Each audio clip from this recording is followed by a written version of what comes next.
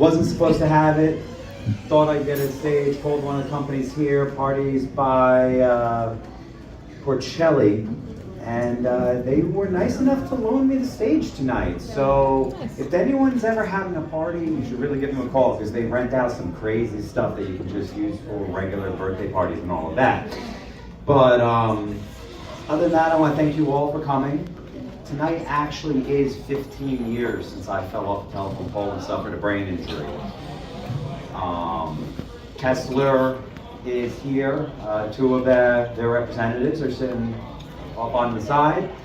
We have a table outside for them where if you want to donate more than what was the tickets that you bought, that money is going straight to them. They have forms and all that. But it was 15 years ago when I decided to fall and scramble my egg, and Kessler was by my side. They helped me get through it, and I guess in the essence of being up here, I got a couple yolks out of the idea. But for those of you that don't know me fully, my name is Dan Molino. He already kind of gave you that. I'm a resident of this town of Ringwood. The owner of this bar is also a friend of mine, so that's why we're here. But in terms of the injury, I was not a normal person beforehand. It should not have happened on the job. I was kind of a crazy person growing up. Jumping out of planes, riding motorcycles, you name it, risky, I get it. My family was getting those gray hairs before I even turned 21.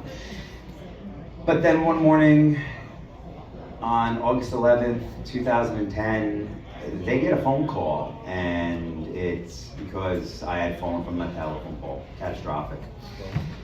And so I had to ring her on there. Ah, Dave. Yeah.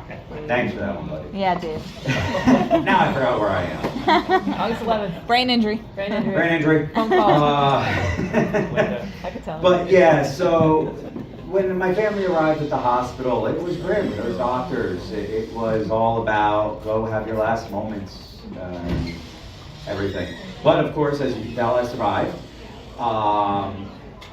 And as time went on, the doctors and their predictions were just so positive. He's never going to be the same. You're never going to do this again. You're never going to do that again. And they're talking to a guy from Jersey who's also Italian, telling him he can't do shit. So of course I look at the doctor and I'm like, dude, you don't understand. I cannot go back to even my mother and tell her I'm not allowed to do anything again. And they're just like, dude, your balance, your head, all of it is just done. You're never going to be getting back to these things. And so I just could not deal with that idea. And a lot of people, they tend to think what is about to come here, my story is about bravery and overcoming adversity and all that stuff. But the problem is they haven't met my mother.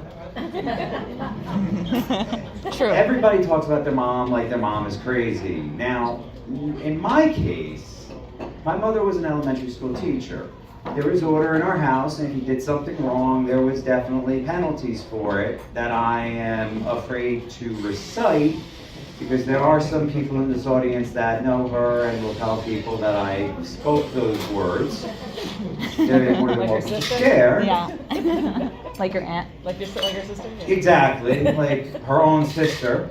But she also was an elementary school teacher, so she had, every day would go into a classroom, have a bunch of kids on lockdown.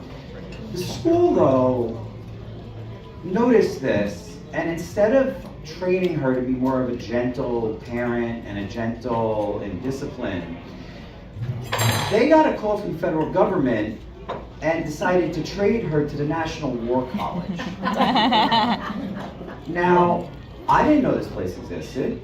I didn't know there was a place called the National War College. And I don't know what my mom does, because she can't tell me.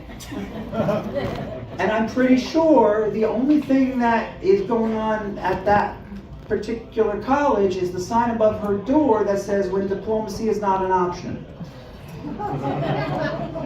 We are never going to lose another goddamn war with my mom in a leadership position at the National War College. That's all I'm going to go on that. It just made no sense.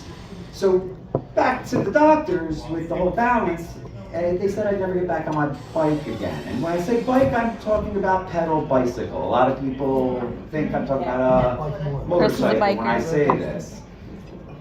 And they were almost right, except I'm determined and I wanted ice cream, and my favorite ice cream place is 3,000 miles away over in California called Ghirardelli Square.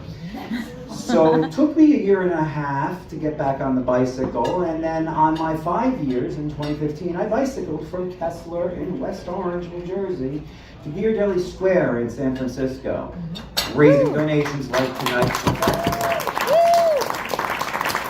Now, the cool thing about moving across the country on the ground on a bicycle is the experience.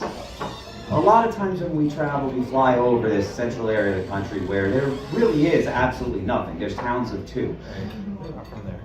But one story I just absolutely love to tell was in Iowa. And I'm bicycling down this beautiful road, and you got the pastures as far as the eye can see. And I'm bicycling down the road, and all of a sudden, right on the side of the road, is this big horse-shaped figure, just kind of right there. And general rule of thumb, don't get close to large animals.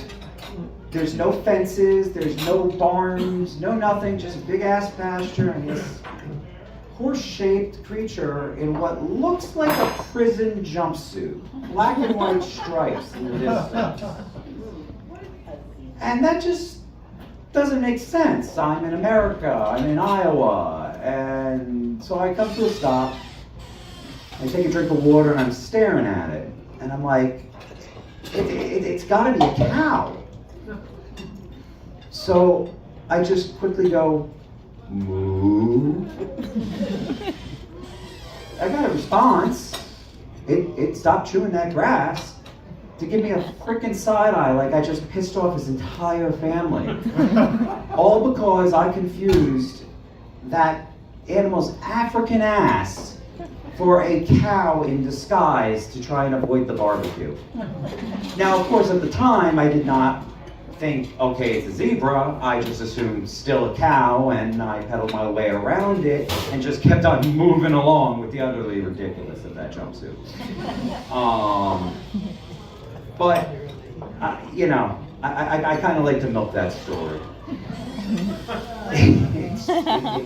It's just one of the more stupid things with the getting across the country and the fact that we apparently have zebras in the wild in America sometimes. It turned out it was escaped. But the key here is life is not perfect. My injury, the weird things when I biked across the country. But if you laugh at yourself, you take on challenges, and you go against the impossible, you get some really cool adventures and some great experiences. I mean, just take some of mine. I biked across the country. I ran some races with Red Bull where I was running those races with other athletes like Ryan Lochte and Lindsey Vonn. And then a few years ago, I was actually on the morning show Let's Make a Deal with Wayne Brady, where I actually also ended up winning the big deal, which was really cool. Yeah. And then now I'm, for whatever goddamn reason, doing this. It's kind of the result of meeting a comedian at sea who was like, oh, you need to get in front of a mic so people can hear about your story and that type of thing. Because I am far from a comedian. So what I'm gonna do is I'm gonna bring up some good comedians and get this party started. So please, welcome